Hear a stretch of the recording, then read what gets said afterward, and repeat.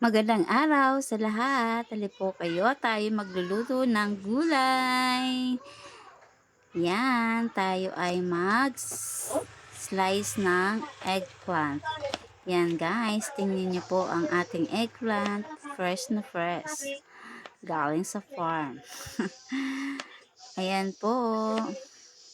Tapos, tayo magbalat ng kalabasa. Yan guys, tingnan nyo. Preskong-presko at saka yung sitaw. Diba? Green na green, makulay na gulay.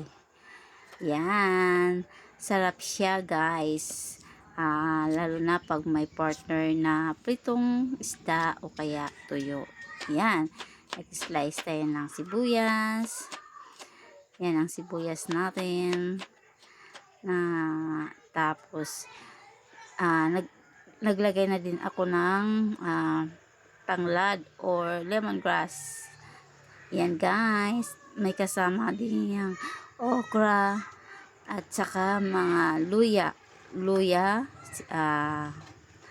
lemongrass. Ayan. Thank you for watching.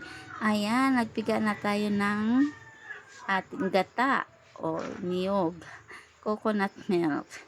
Ayan na po, luto na po ang ating ulam. Yeah, please like and share. Thank you so much.